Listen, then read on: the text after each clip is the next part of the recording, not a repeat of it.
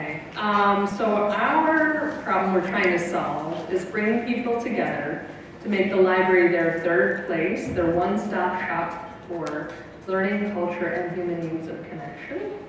And we came up with our How-To Festival, sandbox style, an unconference for patrons that would have, let's see, a segment for job seekers, for people who are concerned with their body, for, we had it was job seekers, health, financial planning, and what was the other? I can't read her notes for it. Was there another one? I think we left it. Oh, no, technology. And technology. And we were envisioning a community, a university town, maybe by the lake.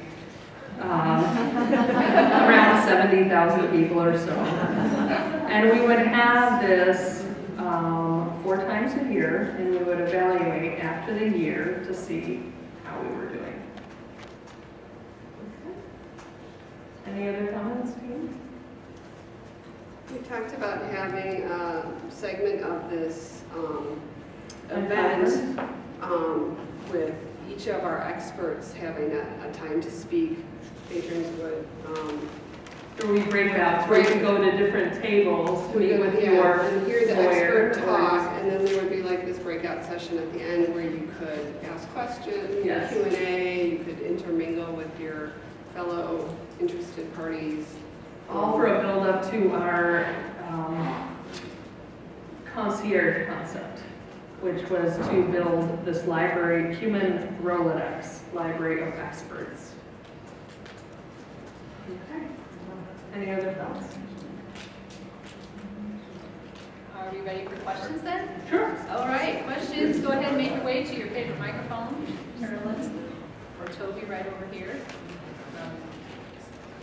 Imagine that this was your library and you were a taxpayer, you were on the board, you were their supervisor. What kind of questions would you ask them? We also have to say in our library we would spend way more than 2 hours planning this event. Oh.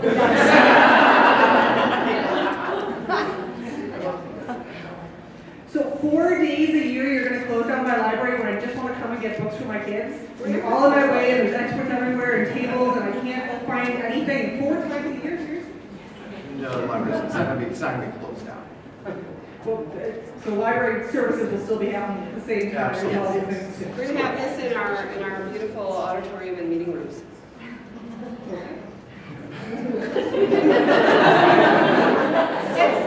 It's the style of a fair. So there would be like sections of the 4, in the 4 corners of the room, there would be these 4 sections for our experts to be and for our community members to come in and join in the conversation with the experts. So it would just be it would be an event that was 2 hours long or so. All right, Amber. How much does this cost? How much is it? It's all donated by volunteer experts that we vetted in their field. But it's staff time to plan this? Well, the same amount of staff time you're using already to plan any other kind of programs you're having in your libraries, whether they're for adults or for children.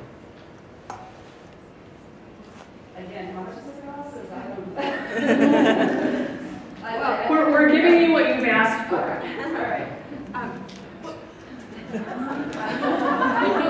I think there might be a question too about additional supplies, or there's a cost of your presenter, there's a cost of staff, and there's other costs, and maybe if you have an estimate of what kind of budget that might be. We do not. That's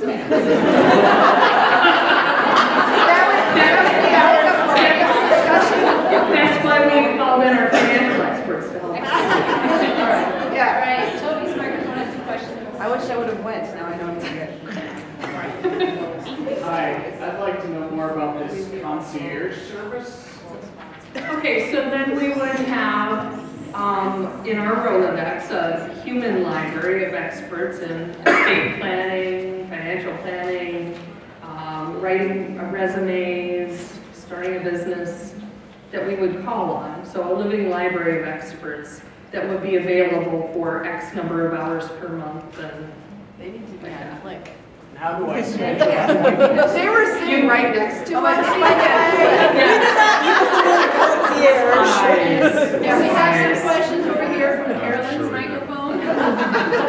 Carolyn, how are you going to find your volunteer experts? And are you any limitations on where you're looking? Are you staying just within your boundaries of your city or your district?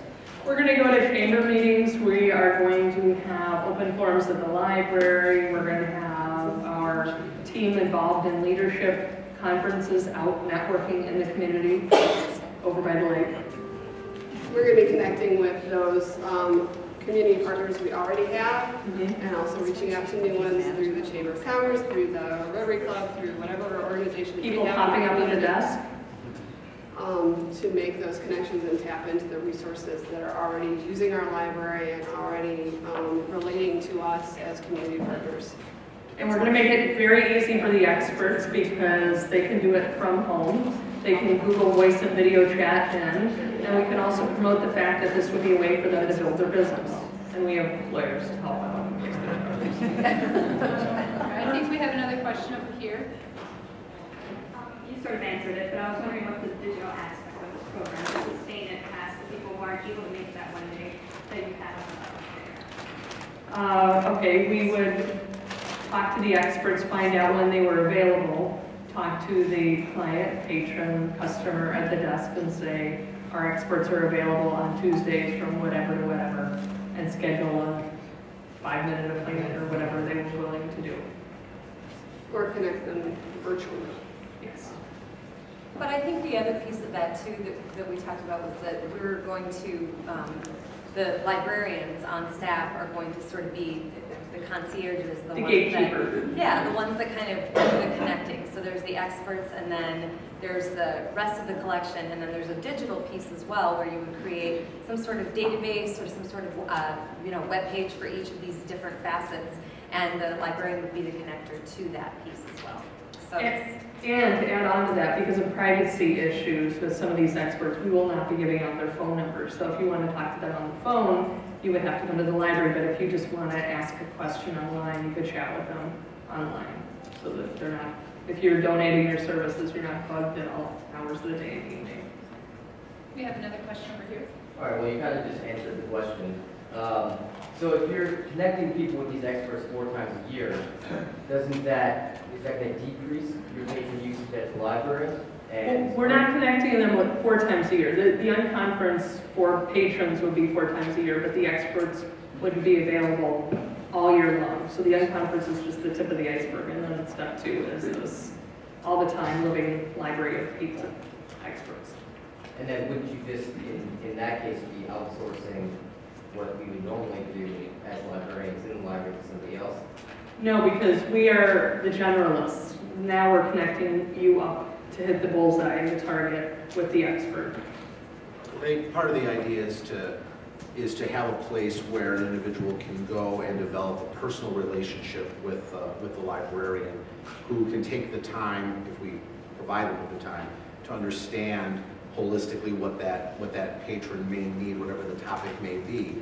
You, as the librarian, may have some knowledge to bring to that personally. You may have an understanding clearly of what the collection and what the resources of the library can provide for, but hopefully you've also been able to take the time to develop your knowledge about what else is happening in the broader community and how you can connect that person to those resources. So the idea is to have that, create that environment and to provide that kind of service that the library patron can trust and come to take advantage of without having to try to figure out on their own how they might find all of these disparate resources that might be available to them that they don't even know about. So in other words, we're curating our team of experts in the same way we would curate a database. We're saying XYZ person is the go-to person, or these are the go-to people, in the same way we would vet New York Times being the gold standard of newspapers, even with their problems, or the Oxford English Dictionary for dictionaries, or whatever.